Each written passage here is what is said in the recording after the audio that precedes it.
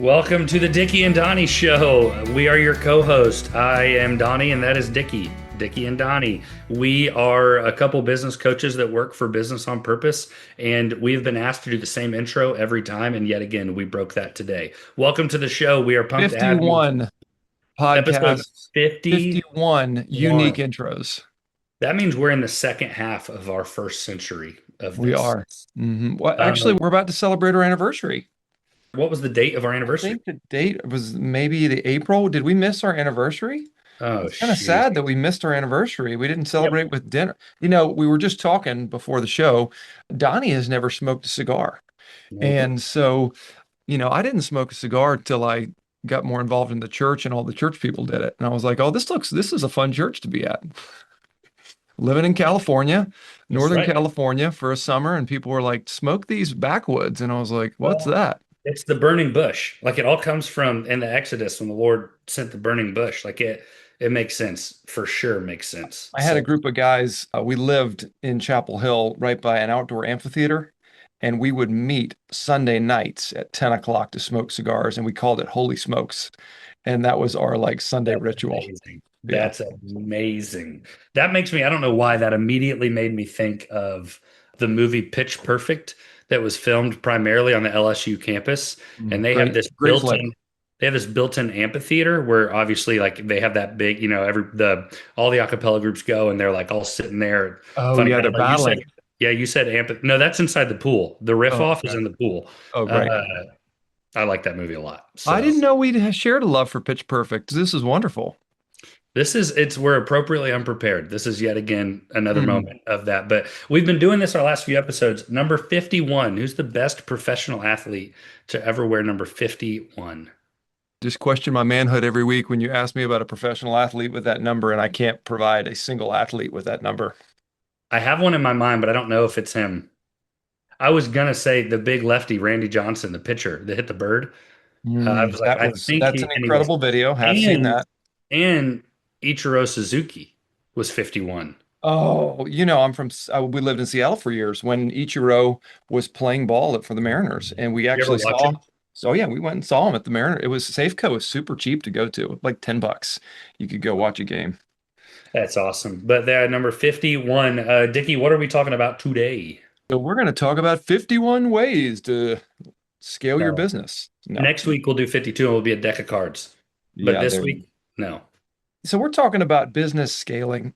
A lot of people hire us because they're wanting to go to the next season in their business. Either they're at a roadblock, they're at an obstacle, they're not sure what's next. They ask a lot of questions. How do I get from here to there? And so pretty often we just start with process. Give us the basic function of your business. How do people find you? How do you go to contract? How do you provide that service or contract? And how do you get paid for the work you do? The very basic business architecture. And so for us, we want to talk three parts on scaling. We're going to talk today about scaling your process and how to get your process defined. Next week, we're going to talk about people involved in that scaling process and how you scale your capacity to do more hours in business with people. And then thirdly, we'll be scaling your profit and how to use your resources to reinvest for those next iterations. Yeah, this is something we run into a lot. And Dickie, this is going to sound unnecessary, but I actually think it could be a good little portion of this. When you say scale, what do you mean? When you say scale a Oh, business, what would that look like to you? Because if someone out there might want these things and not know that's what they're trying to do, what would that look like? great question. So when I think about scaling, I think about how do I recreate the product that I do at more frequently. So if I can currently make one cup of coffee, how can I make the same cup of coffee, the same consistency, the same brand identity, the same value? If you go to Starbucks in Charlotte, you go to Starbucks in Bluffton, you get the same spiced caramel chai macchiato, extra cold foam. It's always the same. The product is not diminished, and you are able to deliver consistently in either multiple places. So it could be, scaling your market, going into new markets, or it could be scaling your product. You're going Hmm. into new opportunities. But generally, it's the same product and you're moving to scale it, grow your capacity to do that either in a new market or in a new segment. Thank you for saying that. That's so good because I do think There's like, I met with a guy a number of weeks ago and they just did their first spec home as a builder. And he's like, man, I really want to scale this thing to like 3 homes a year. Well, that's totally normal. Most of our builders would say that's not scale, but it is. That's scale.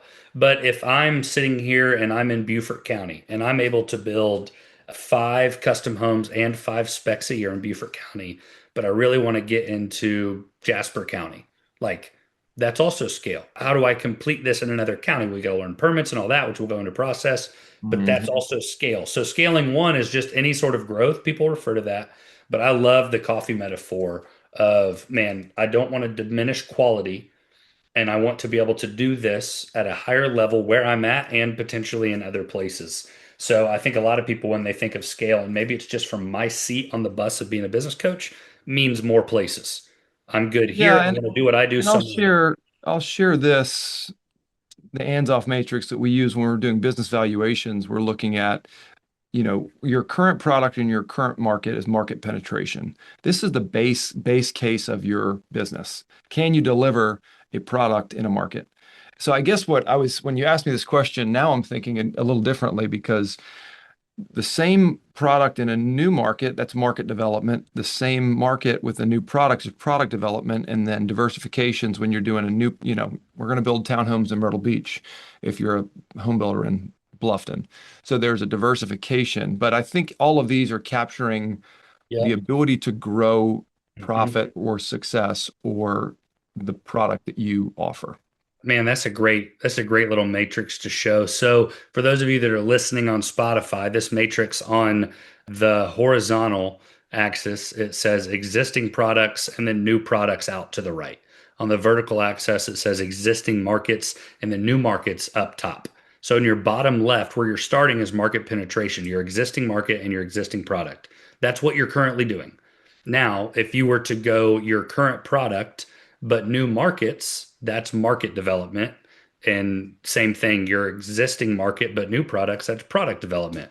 You throw both of those on, new product, new development, that's where you get diversification and all that. So if you can't see the visual, that's what it looks like. But Dickie, that's Yeah, a so great goal. really where I want to start is this, existing market, existing product. You can't scale something well unless you've really well defined the way you create and the way you work. Your And so, process. yeah, your process, getting clear on the exact process you use to do your work. I have been doing this with so many businesses this last couple months of reducing down their base case of how their business functions. Too many businesses are out and creating technology and software and people, and it just so scattered and fragmented. And I say, come to them and say, hey, I just need to know, show me what you do, how you do it, how people find Mhm. you, how you get paid for it. That's the base functionality of a business. And if I can look at that, then we can add the fun stuff onto it. But you need to have that rock solid process to start. Yeah, that's so good. That is so good. We're going to talk about process today. You want to unshare that? Sure. Because our faces are worth I'm something. I'm in an unsharing mood today. Okay. Not really. Okay. I feel like if you've been around for a while, we're talking about process today, people next week, profit the next week. There's one of the P's that we're missing, and we always start with it, and that's purpose. And I Mm. just want to note there's a reason that we're not talking about scaling your purpose. One, it starts and ends with purpose. When I say starts with purpose, if the purpose or the vision you have for your business calls for scale, then we Right. try to scale. So Right. we don't scale our vision yet. Mm. Now, if your purpose calls for scale and you want to scale and you see that in your future, then we run through how do we get our process, our people, and our profit to match. Once you get those things in place, then your vision has the ability to now scale itself. So it's almost like the 10-80-10 rule we talk about with AI, you do the first 10 and the last 10. I feel like purpose is the same. Purpose sets the scene. Do we want to scale? Like our vision for business on purpose, a little right at a year ago now, was a new vision for both you and me. We were both hired under an old vision. That vision came to maturity, and now there's a new vision, which called for a level of scale. That only was able to be put in place because the original vision worked. And the original vision was met with process, with the people, and with the profit to show. Now our vision can call for scale. So there's a Mm. reason we're not doing an episode on purpose, and that's because you have to have these things. Maybe we end with that. Maybe we end with a fourth one on purpose. But right now, we're starting with your process because if your vision calls for scale, you have to start with process. What So, have you seen? Give me some examples of some clients that you've built, you've written processes, you've defined their function. What have you seen really as a radical testimony to how that's made a difference in their businesses? cool. In scale specific or just their process for their No, business? just in the process of defining and Oh, writing and clarifying I their mean, work. it's the time and the strain of having to create novice every time is removed entirely because they're creating a change order process every time they do a change order. They're always different. So they're You always say losing money. create novice every time? Yeah. Like they're doing it not like for the first time. They're always doing Novelty. something. Yes. They're always, sorry if I said that wrong. No, no, I just wanted to make sure I understood you. They're always doing something new. And change orders seem like I just talked to a guy today. He's a builder out of your state, North Carolina. And Hmm. their thing they're walking through right now is he's like, man, we just change orders always look different. Like you add that to all these different processes and that starts to slow down because all of your energy to think, man, it didn't work last time. How do we do it this time? But it's not in a proactive manner, it's in a reactive manner. And now there's strain, there's stress, and there's time consumption that was not required, but now is required. And we still lose money and we're drained and we didn't document it. So now we got to try it again. And that exhaustion across 100 different processes, like you want to talk about a radical difference when they just document and they say, this is our process. It may not be perfect, but we will run this every time until we can diagnose exactly why this doesn't work and then we'll adjust it. And man, I can think of golly, dozens, even ones that worked with us for a year or two and are no longer with us that just they would still say that their DNA of their business is their process now. And they don't waver from it. I think of one company that I work with, they're a home builder, and they've been able to scale both revenue, product, market, number of people. Like I guess in all, like they've really scaled in the last couple of years. But the first thing we did was we document their pre-construction process. That was the very first thing we did together. We did Vision Story, and before we even did subdivided bank accounts, we did their pre-construction process because they were like, "This is the thing that is the worst." So we did it, Right. and their pre-construction, regardless if they're doing a $500 wallpaper or if they're doing a $4 million custom home, it's the same process. They obviously look different, but it's the same written process. It just sometimes things are removed. But man, it has radically changed the way they're able to do their work. Hmm. What about you? Anything different that jumps out to you there? I don't have any off the top of my head. I mean, when you're talking about we never change how we do it depending on the size or the scope of the project, we always commit to this pre-construction. It just shows me I like strategy. I like thinking about how things work and how I would get to an outcome. So if my vision is to build 50 houses, what's my strategy to get there? Almost like a soccer team has got a formation strategy. We've Mm. got a 4-4-2. We play, Barca plays the ball a lot of passes. You've got a counterattack you could play. Football's got a lot of strategy that I don't understand because I'm not a real man, but I play soccer and I understand soccer. Well, that's not very kind to say about yourself. Well, I don't really think that, but I'm a little self-deprecating. So, Or were you poking fun at those of us that do like football because we think we're men and we're not? I mean, I think I sent you a TikTok this week about that one comedian talking about like grown men that will cheer for other men with their names on their backs, which is hilarious. They'll get up and be ready at noon with some man's name on their back, and they're like, Some "Yeah, other that's my man's name guy." on their back. Yeah, so funny. So, yeah, I think that when I think about the strategy, how would we go about it? We're defining it, we're writing it down, we're committing to it, but we're also making it more efficient. And I think we're seeing, oh, we're doing these three things in a change order process that are manual, that require signatures, that if needed, okay, this is really important to get a signature so we don't screw up the color. Maybe that's fine, but it's at Mm. least asking the question, is this the right way to go about it? And when you like to cook, I like to eat what is cooked. you ever make a reduction sauce? Like you take red wine, you I reduce it, yes. or a balsamic reduction that it gets very sweet, it gets very dense. And so when I think about building process, I'm reducing something so it's a better form of something to use and eat. Yeah. That's so good. And we'll talk about specific ways to leverage process for scale here in a second. I'm thinking if this was just last week. I can't believe this didn't come to my mind immediately. I had a business owner. They had three different, this is an electrical contractor.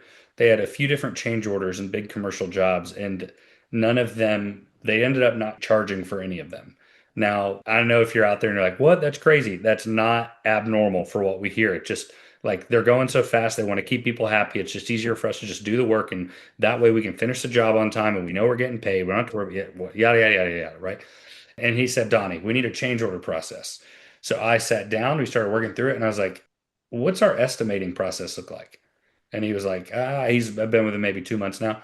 And he was like, it's, we kind of do it this way. We kind of do it that way. We kind of do it this way. And realized there was no process for estimating. They were Hmm. making money. Their estimates had enough built in and they were good enough at Yeah. what they did. They were making money, but there was no process.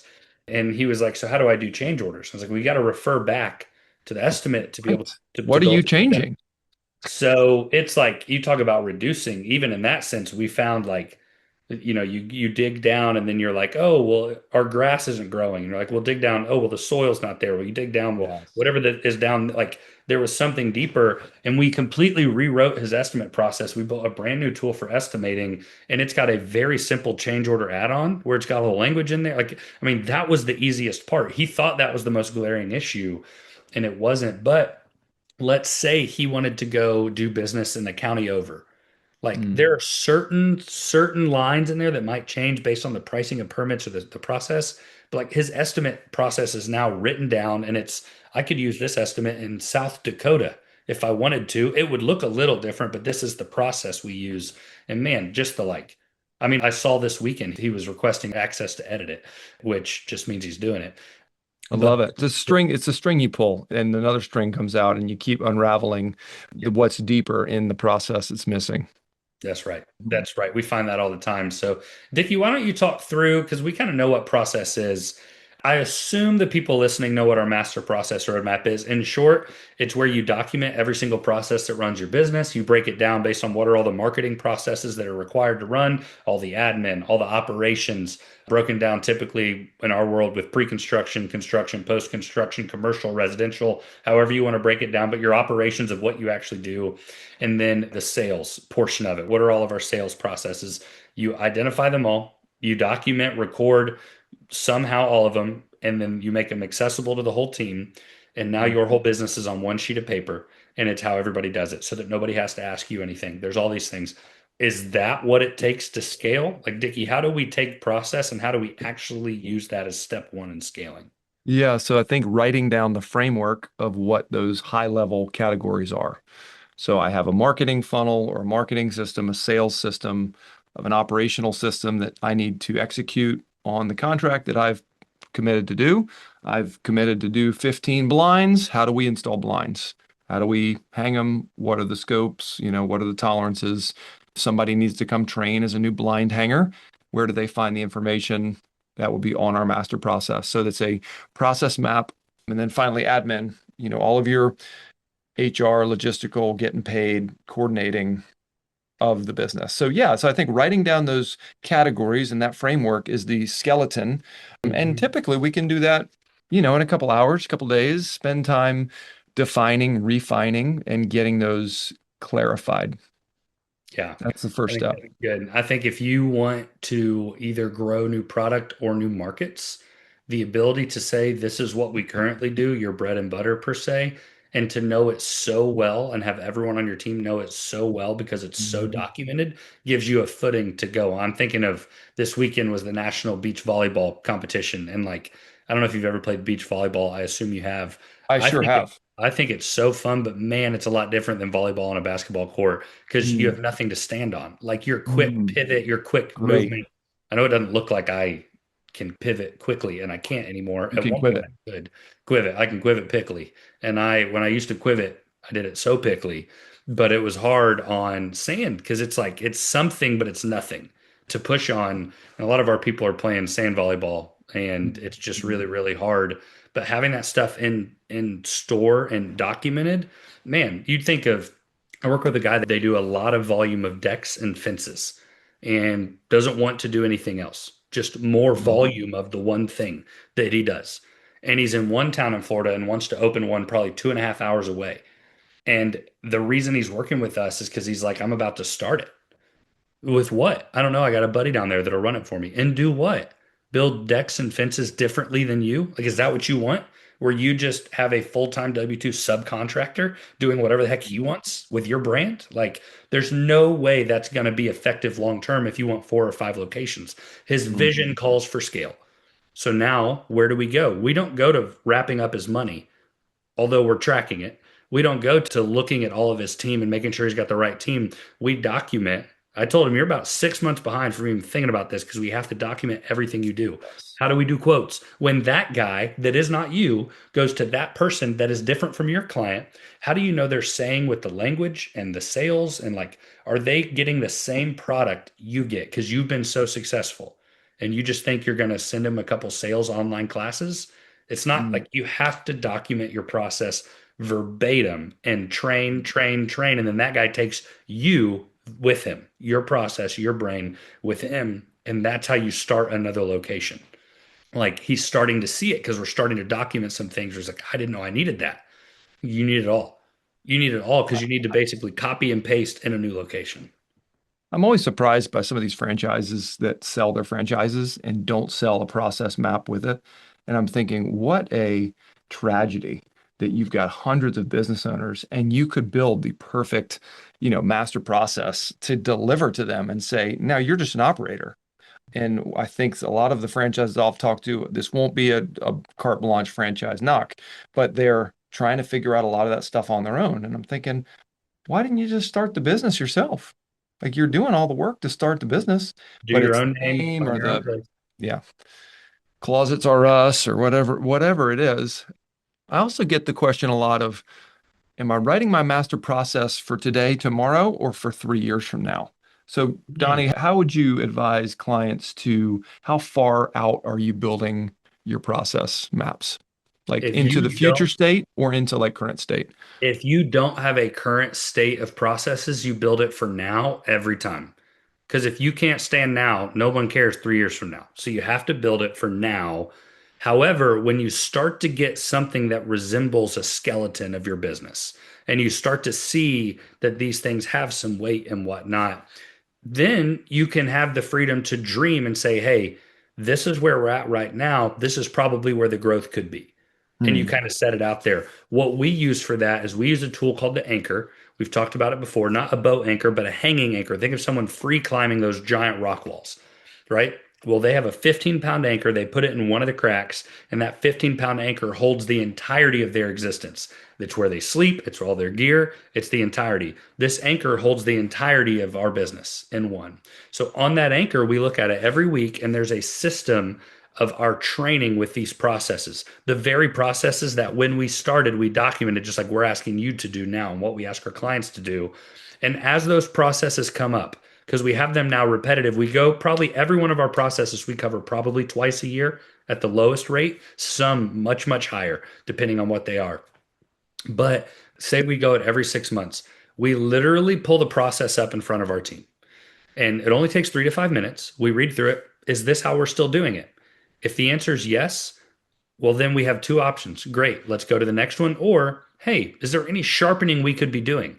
And that is when, in my mind, you get into that future Hmm. kind of like, hey, like we even think of, here's an example. We've been in this conversation now a couple months. Build expos. It's this construction expo conference that travels the country. We are keynote speakers at all those. So we go to every Build Expo. We have two team members. We have the current process. We literally have it written down.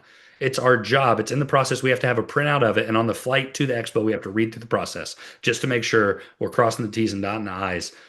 But just probably 2 months ago, someone said, hey, we have clients in all these areas and we fly in a day early to spend time with our client because that's our current process.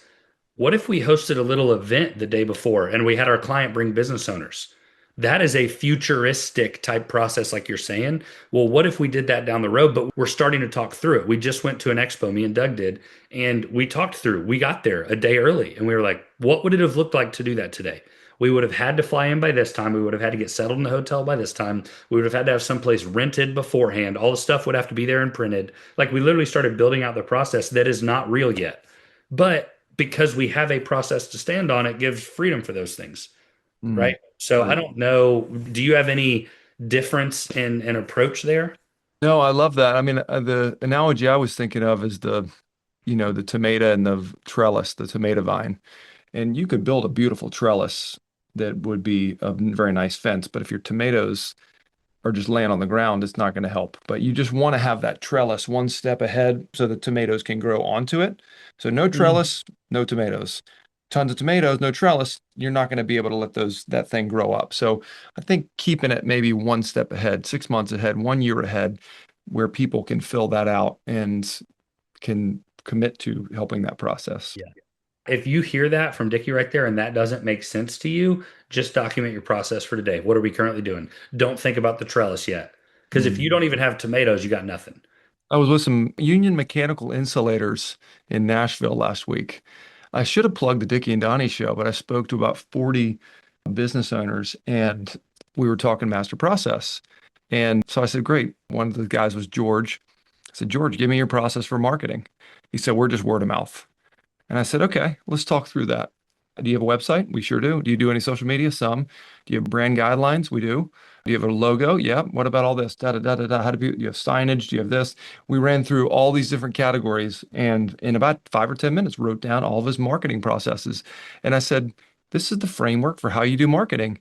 And he wasn't dumbfounded. I mean, he's got 100 employees, a very intelligent person, but it was just putting it on paper that was so illuminating for him to realize there is more than just word of mouth marketing that we're doing. We're not just, hey, come use us to insulate your pipes. There's more to it. And that was pretty neat for him to kind of see Um, that get built out. Man, that's cool. That's cool. So let's go back. Let's boil all this down. Let's reduce it. Reduction. Yes. We're Great. fine wine. Let's reduce it into something sweeter. If your vision calls for scale, the first thing you have to do is document your process because you cannot scale without a repeatable, trainable process. We have plenty of content across BOPs, all of our socials, whatever it is, for Document. how to document a process, but you have to scale with process first. Next week, we'll talk about the people because once you have the process, what do you need? Someone to go deploy said process. So we'll talk about that next week. But for today, process. So here's the challenge. We're coaches, so we can't just leave practice without running a few plays. Is pick one lane of your business. Marketing. Even do what Dickie just said, marketing. Choose sales, choose operations. That's a big one, but go for it. Choose admin, payroll, AP, AR, whatever it is. Choose a lane, do a brainstorm of everything that you guys do as a business, where if you stop doing it, you'd feel it. That's a good way of identifying process. Write them all down. Please send that list to Shawn at businessonpurpose.com or Brandon at businessonpurpose.com. We will get you everything we have on documenting processes. That will be the trigger. You send us a full breakdown of one system of your business, sales, admin, marketing, or operations, and we will do that. But this stuff, I don't care if it's on a series of bar napkins. I mean, technology is at a place it's even easier to use the technology. But if it's on a series of bar napkins, that's fine. Write it down somewhere. I don't care. But that's the Shout next. out to Sunshine Builders who's took us up on this offer, and we're going to build out some master process for him in a couple weeks. Yep. And I even offered that Donnie could join us and we'd record it and put it on Dickie and Donnie. So maybe in end of May you'll see some processes getting built. Maybe. But Dickie, it was great being with you as always for the Ichiro Suzuki episode. It's been good. It's been fun. It's been good Donnie, fun. for the Ichiro Suzuki, they just put up a statue in his honor. I don't know if you saw that. Okay. If they were going to put up a Donnie statue somewhere in the continental United States, where would you like your statue to be and what pose would you be? I had an answer, and then you gave it that last Oh, give me pose. the first answer. Just give me the No, first. because the pose will be in people's minds, so I'm not doing it. I would say it would be in a town of Aiken, South Carolina. Oh my gosh. There's a disc golf course, Ah. and on the 17th hole, I made a birdie, and that birdie made me qual as my first disc golf tournament I ever played in. I think I've told this story. I had to sign up as a professional because all the amateurs were taken. That birdie got me into second place, which allowed me to win money, which made me a professional athlete. So on that course, At the tee, actually, yeah, at the tee At the of tee the box. 17th hole is a concrete pad. There would Yeah. be a small statue.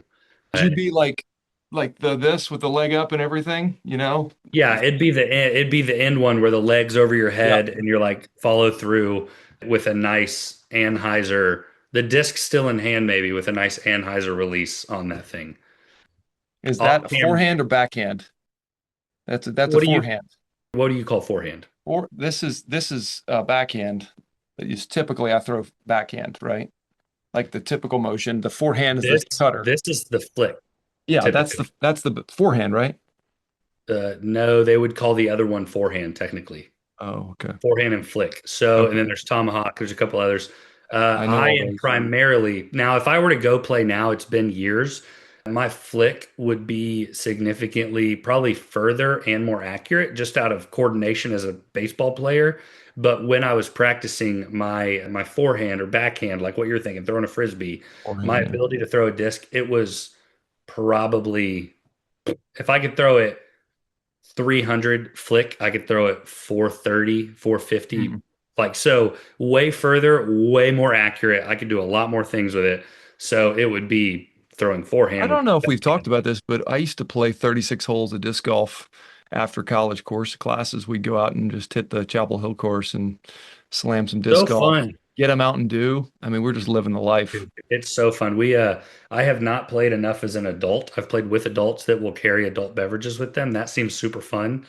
I I haven't haven't even done experienced that. that. You know, that seems Me like a either. missed opportunity for us. We would do bottles of water. I had in my disc golf bag, I used the large things on the side for my putters, and then I had two water bottle holders, and one would sit a speaker and one would sit an Nalgene. And I would just drink a ton of water. I jammed to music with my buddies, and we would play. Kept me out of trouble in high school. I wasn't super like trouble. I wasn't a trouble magnet. Like I wasn't like I wish I was partying, but it kept like it was enough entertainment during the sunlight to make me tired enough at night to just watch TV. And Did I ever tell you about how my all my best friends from high school cut off Ronald McDonald's head twice? no, but I love it. Okay. Next episode on Dickie and Donnie, we will see you there. Peace.